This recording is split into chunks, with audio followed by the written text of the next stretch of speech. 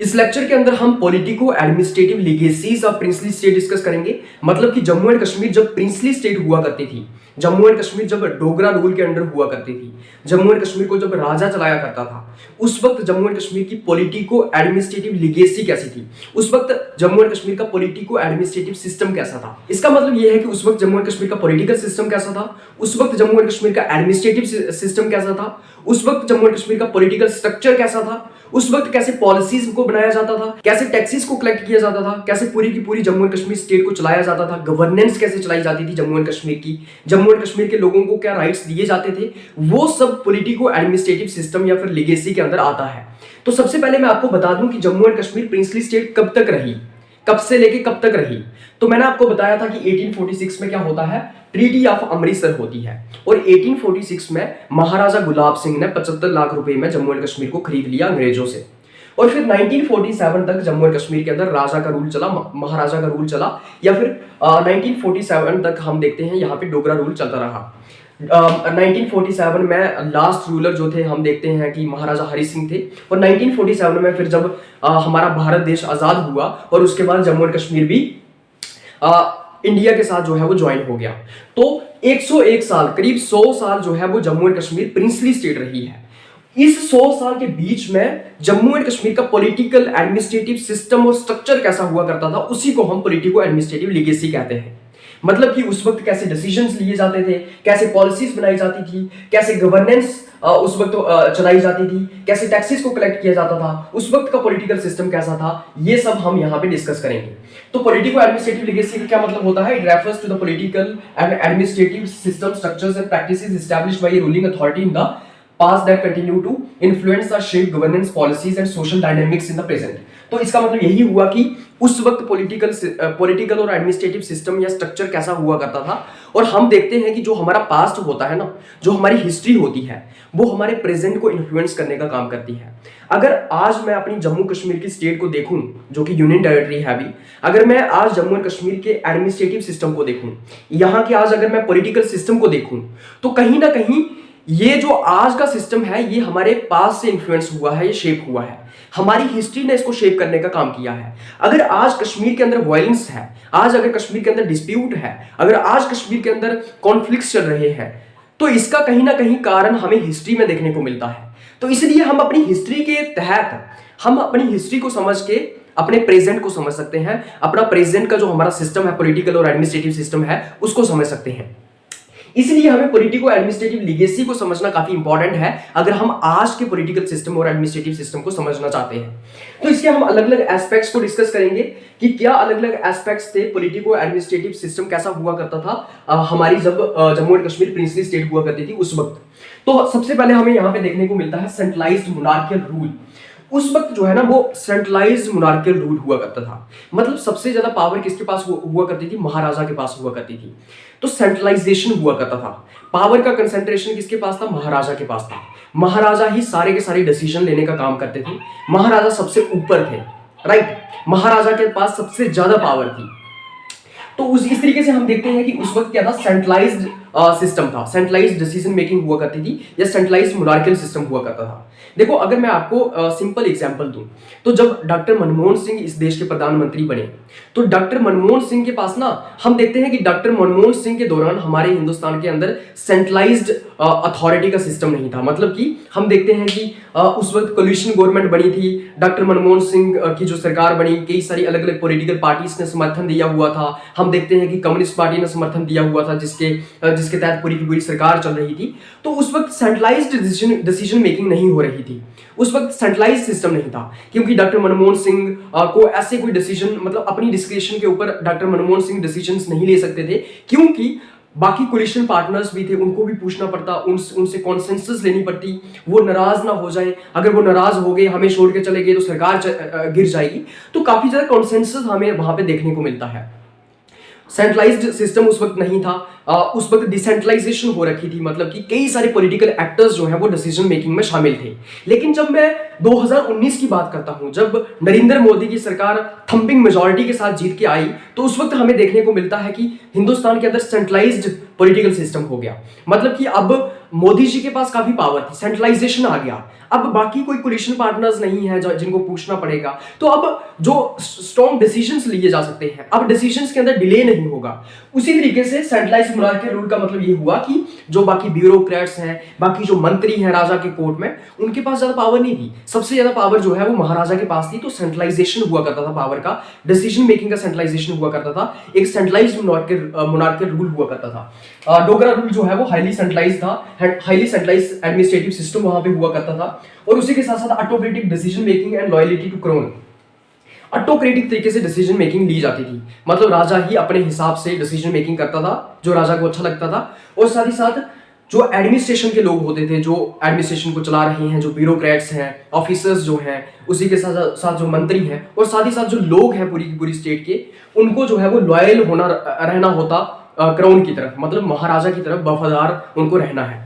उसके बाद हम देखते हैं यहाँ पे फ्यूडल सिस्टम हुआ करता था। फ्यूडल सिस्टम आपको पता ही होगा कि जो जमीन थी उनको उसको किसने कैप्चर करके रखा हुआ था, रिच लैंड लॉर्ड्स ने कैप्चर करके रखा हुआ था। फ्यूडल लॉर्ड्स जो होते हैं, जिनको हम जागीरदार भी कहते हैं, तो बेसिकली काफी ज्यादा जमीन जो है वो इन अमीर किसानों के पास हुआ करती थी, इन अमीर लैंड लॉर्ड्स के पास हुआ करती थी, रिच लैंड लॉर्ड्स के पास हुआ करती थी।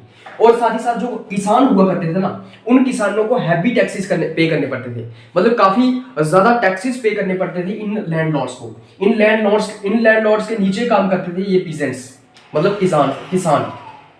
तो किसानों को काफी ज्यादा टैक्सेस पे करने पड़ते थे, किसको, लैंडलॉर्ड्स को। और ये जो लैंडलॉर्ड्स होते थे ये फिर उसमें से कुछ टैक्सेस जो है वो किंग को देते थे। तो बेसिकली जो लैंडलॉर्ड्स हुआ करते थे, जो बड़े बड़े जमींदार हुआ करते थे, जागीरदार हुआ करते थे, उनके पास कई एकड़ों जमीन हुआ करती थी, लेकिन जो बेचारे किसान हुआ करते थे उनको काफी ज्यादा टैक्सेस पे करने पड़ते थे। तो इस तरीके से वहां पे फ्यूडल सिस्टम हुआ करता था। इससे क्या हुआ, इनइक्वालिटीज क्रिएट होगी कश्मीरी फार्मर्स के अमंग। हम देखते हैं कि जो कश्मीर के फार्मर्स थे, जो कश्मीर के किसान थे, बड़े गरीब किसान हुआ करते थे। तो ये जो सारी की सारी जमीन किसने कैप्चर करके रखी हुई है, इन बड़े बड़े लैंडलॉर्ड्स ने, जमींदार लोगों ने कैप्चर करके रखी हुई है। ऊपर से इनको टैक्स भी पे करना है। अब कश्मीर के किसान इतने गरीब किसान हैं, तो एक तरीके से इनइक्वालिटीज क्रिएट हो गई। कुछ लोग तो बहुत अमीर हैं, कुछ लोग काफी गरीब हैं, कुछ लोगों के पास बहुत ज्यादा जमीन है, कुछ लोगों के पास जमीन बहुत कम है। तो इस तरीके से इनइक्वालिटीज क्रिएट हो गई। और खास करके जो कश्मीरी किसान हुआ करते थे वो बड़े गरीब थे, तो उनके अंदर एक डिसकंटेंटमेंट आ गई, एक रोष आ गया, एक गुस्सा आ गया। तो ये हमें देखने को मिलता है कि कश्मीरी किसानों के अंदर, कश्मीरी जो गरीब किसान होते थे उनके अंदर एक डिसकंटेंटमेंट क्रिएट होती है। उसके बाद हम यहाँ पे मिलिट्री और सिक्योरिटी इंफ्रास्ट्रक्चर देखते हैं कि उस वक्त की मिलिट्री कैसी हुआ करती थी, सिक्योरिटी का इंफ्रास्ट्रक्चर कैसा था। तो सबसे पहले मैं आपको ये बताऊं कि डोगरा रूल के अंडर जो है वो स्ट्रॉन्ग मिलिट्री हुआ करती थी, क्योंकि सबसे ज्यादा फोकस जो है वो महाराजा ने या फिर डोगरा रूल के अंडर जो है वो मिलिट्री के ऊपर था। तो स्ट्रॉन्ग मिलिट्री उस वक्त हुआ करती थी, ताकि जो हमारा पूरा का पूरा जम्मू एंड कश्मीर का रीजन है, जो कि डाइवर्स, एक ज्योग्राफिकली चैलेंजिंग जो टेरिटरीज हैं, उनको कंट्रोल किया जा सके, उनको मैनेज किया जा सके। क्योंकि आपने देखा होगा यहाँ पे जो फिजिकल बैरियर्स हैं वो काफ़ी चैलेंजिंग है। यहाँ पे लद्दाख जैसे रीजन्स हैं काफ़ी कोल्ड, हमारे यहाँ गिलगिट बाल्टिस्तान जैसे रीजन है, जम्मू एंड कश्मीर। तो इनको मैनेज करने के लिए एक स्ट्रॉन्ग जो है वो आर्मी या फिर मिलिट्री चाहिए होती। तो स्ट्रॉन्ग मिलिट्री जो है वो डोगरा रूल के दौरान डेवलप की गई। और ये जो आर्मी हुआ करती थी, ये जो मिलिट्री हुआ करती थी, इसका इंटरनल कंट्रोल और बॉर्डर डिफेंस दोनों काम इसके थे। मतलब कि इंटरनल कंट्रोल भी, जो अंदर स्टेट के अंदर का जो कंट्रोल है वो भी मिलिट्री को ही मैनेज करना है, और जो बॉर्डर का डिफेंस है, जो बॉर्डर को प्रोटेक्ट करने का काम है, वो भी मिलिट्री को करना है। उसके बाद हम देखते हैं लीगल एंड जुडिशियल फ्रेमवर्क्स। तो लीगल सिस्टम कैसा था उस वक्त का, तो मैं आपको बता दूं कि उस वक्त काफी एक फेमस, जिसको हम रणवीर पीनल कोड कहते हैं, उसको इंट्रोड्यूस किया गया। आरपीसी जिसको हम कहते हैं, जैसे इंडिया में इंडियन पीनल कोड होता है, आईपीसी जिसको हम कहते हैं, वैसे ही जम्मू एंड कश्मीर के अंदर रणवीर पीनल कोड हुआ करता था। ये भी हमने ये जो जम्मू एंड कश्मीर के अंदर रणवीर पीनल कोड को इंट्रोड्यूस किया गया, ये ब्रिटिशर्स से ही कॉपी किया गया था या फिर वहीं से इंस्पिरेशन को ड्रॉ किया गया था। तो इससे पूरा का पूरा जो है वो लीगल सिस्टम गवर्न किया जाता था जम्मू एंड कश्मीर का, और साथ ही साथ जुडिशियल सिस्टम जो है वो चलाया जाता था जम्मू एंड कश्मीर का। उसके बाद मैं आपको इकोनॉमिक पॉलिसीज और टैक्सेशन की अगर बात करूं, तो मैंने आपको बताया कि काफी ज्यादा टैक्सेस, हैवी टैक्सेशन होती थी एग्रीकल्चर के ऊपर। एग्रीकल्चर के ऊपर खास करके, मतलब पर्टिकुलरली एग्रीकल्चर के ऊपर सबसे ज्यादा टैक्सेस लगाए जाते थे, हैवी टैक्सेशन। और इससे क्या हुआ कि जो एग्रेरियन इकोनॉमी होती है हमारी, उसके ऊपर भी स्ट्रेन आ गया। एग्रेरियन इकोनॉमी के ऊपर भी एक तरीके का स्ट्रेन या फिर एक दबाव आ गया कि इतना ज़्यादा टैक्सेस लगाए जा रहे थे एग्रीकल्चर के ऊपर। तो उससे क्या हुआ कि एग्रीकल्चर के ऊपर हमें देखने को मिलता है कि नेगेटिवली एग्रीकल्चरल इकोनॉमी जो होती है या एग्रीरियन इकोनॉमी वो इम्पैक्ट हुई। उसके बाद हम देखते हैं जम्मू एंड कश्मीर से कई सारे ट्रेड रूट्स गुजर के जाते थे, जो हमारा इंडिया है, जो रेस्ट ऑफ इंडिया है, उसको सेंट्रल एशिया के साथ कनेक्ट करते थे। तो यहाँ से व्यापार हुआ करता था, कई सारे रास्ते थे जम्मू एंड कश्मीर से, कई सारे रास्ते जम्मू एंड कश्मीर से होके जाते थे, जिसमें हम देखते हैं कि सेंट्रल एशिया से जो हमारे इंडियन प्लेन्स हैं वहां पे ट्रेड किया जाता था। तो इससे क्या हुआ, इससे जम्मू एंड कश्मीर की इकोनॉमिक एक्टिविटीज बूस्ट हुई, इकोनॉमी बूस्ट हुई, इससे जम्मू एंड कश्मीर के लोगों को फायदा हुआ। लेकिन उन्हीं लोगों को फायदा हुआ जो कि एलीट ग्रुप्स थे, जो अमीर लोग थे या फिर जो राजा या महाराजा के खास हुआ करते थे, उन्हीं को बेसिकली ट्रेड का फायदा हुआ, ये जो ट्रेड रूट्स होते थे उनको उसका फायदा हुआ।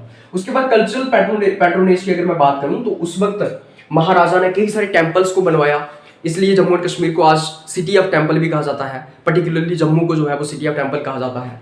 उसी के साथ साथ कई सारे पैलेसेस बनाए गए, कई सारे महल बनाए गए, कई सारे गार्डन्स बनाए गए, कई सारे आर्किटेक्ट्स बनाए गए। तो आज भी हमें कई सारे पैलेसेस टेम्पल्स देखने को मिलते हैं। तो इस तरीके से डोगरा रूल के दौरान जो है वो पैट्रोनेज दी गई, कई सारे गार्डन्स टेम्पल्स बिल्ड किए गए। उसी के साथ साथ हम देखते हैं कि जम्मू बेसिकली जो है वो एडमिनिस्ट्रेशन का हब रहा, एडमिनिस्ट्रेशन कैपिटल हम जम्मू को कहते थे, क्योंकि सारी की सारी एडमिनिस्ट्रेशन यहाँ से चलाई जाती थी। महाराजा जो थे वो अमर पैलेस जम्मू में बैठा करते थे। और उसके बाद श्रीनगर को हम देखते हैं कि एक कल्चरल हब की तरह जो है वो श्रीनगर उभर करके आया, क्योंकि कल्चरल सिग्निफिकेंस के हिसाब से जो है वो श्रीनगर काफी हमें इंपॉर्टेंट देखने को मिलता है या फिर सिग्निफिकेंट देखने को मिलता है। तो इस तरीके से श्रीनगर जो है वो एक कल्चरल हब की तरह उभर करके आया। उसके बाद हम देखते हैं कि Jammu and Kashmir as a princely state, उसका ब्रिटिश एम्पायर के साथ कैसा रिलेशनशिप हुआ करता था। मतलब कि जिस तरीके से अंग्रेज भारत को रूल किया करते थे, तो ब्रिटिशर्स के साथ हमारा कैसा रिलेशन था। तो हम देखते हैं कि ब्रिटिशर्स ने जम्मू एंड कश्मीर को इंटरनल ऑटोनॉमी ग्रांट की थी। मतलब कि जितने भी हमारे इंटरनल मैटर्स हैं उनको हम खुद चलाएंगे, जो भी हमारे इंटरनल डिसीजंस हैं, कैसे एडमिनिस्ट्रेशन चलानी है, कैसे यहाँ पे गवर्नेंस को चलाना है, कैसे पॉलिसीज को बनाना है, ये सारी की सारी पावर जो है वो महाराजा के हाथ में थी। तो इंटरनल ऑटोनॉमी हमें मिली हुई थी। लेकिन जो ब्रिटिश जियोपॉलिटिकल इंटरेस्ट हुआ करते थे, जो ब्रिटिशर्स की फॉरेन पॉलिसी हुआ करती थी, उसके साथ जो है वो राजा को अलाइन करना पड़ता था। मतलब कि जम्मू एंड कश्मीर को उसके साथ अलाइन करना पड़ता था। मतलब कि जो जियोपॉलिटिकल या फिर जो फॉरेन पॉलिसी ब्रिटिशर्स की होगी, उसी के हिसाब से हमें उसको मानना पड़ेगा। हम देखते हैं कि ट्रीटी ऑफ अमृतसर होती है 1846 में, जिसके तहत जो है 75 लाख रुपीस में जम्मू एंड कश्मीर को सोल्ड आउट कर दिया जाता है जब महाराजा गुलाब सिंह को। इससे हमें क्या देखने को मिला, इससे हमें ये देखने को मिला कि एक semi independent status Jammu and Kashmir को मिल गया। मतलब कि जम्मू एंड कश्मीर एक तरीके का इंडिपेंडेंट जम्मू एंड कश्मीर बन गया था। एक सेमी इंडिपेंडेंट स्टेटस जो है वो जम्मू एंड कश्मीर को मिल गया था। मतलब कि ज्यादा इंटरफेरेंस जो है वो जम्मू एंड कश्मीर के अंदर नहीं होती थी। एक तरीके की आजादी जम्मू एंड कश्मीर को मिल गई थी। एक तरीके का इंडिपेंडेंस का स्टेटस जो है वो जम्मू एंड कश्मीर को मिल गया था, एक सेमी इंडिपेंडेंट स्टेट का स्टेटस। मतलब कि ये फॉरेन पॉलिसी या फिर जियोपॉलिटिकल इंटरेस्ट के साथ हमें अलाइनमेंट रखनी है। बाकी जो हमारी इंटरनल ऑटोनॉमी है वो हमें ग्रांट की गई थी और महाराजा के पास पूरी पावर थी किस तरीके से स्टेट के अंदर एडमिनिस्ट्रेशन को रन करना है या फिर किस तरीके से स्टेट के विद इन जो है वो गवर्नेंस को चलाना है। उसके बाद हम देखते हैं पॉलिटिकल अवेकनिंग एंड मूवमेंट्स। अब कश्मीर के अंदर कई सारी मूवमेंट्स स्टार्ट हो गई, पॉलिटिकल अवेकनिंग स्टार्ट हो गई, लोग जागने लगे। हम देखते हैं कि जो सोशियो इकोनॉमिक इनइक्वालिटीज थी, खास करके मैंने आपको बताया कि जो कश्मीरी गरीब किसान हुआ करते थे वो काफी नाराज थे, वो काफी पुअर किसान हुआ करते थे, पुअर फार्मर्स हुआ करते थे, उनको हैवी टैक्सेस को पे करना पड़ता था। तो सोशल और इकोनॉमिक इनइक्वालिटीज हमें यहाँ पे देखने को मिली। यहाँ पे हिंदू वर्सेस मुस्लिम या फिर कश्मीर वर्सेस जम्मू की इनइक्वालिटीज भी हमें देखने को मिली। और इससे क्या हुआ, एक पॉलिटिकल अवेकनिंग देखने को मिली हमें, खास करके जो कश्मीरी मुस्लिम पॉपुलेशन थी उनके अंदर। तो जो कश्मीरी मुस्लिम पॉपुलेशन थी वो थोड़े से अवेकन हो गए और वो थोड़े से नाराज हो गए और उनके अंदर हमें एक रोष, एक गुस्सा देखने को मिला। तो बेसिकली एक पॉलिटिकल अवेकनिंग हमें वहां पे देखने को मिली। और उसके बाद हमने देखा कि शेख अब्दुल्ला जो कि मुस्लिम कॉन्फ्रेंस को बनाते हैं, वो कई सारी मूवमेंट्स को चलाते हैं।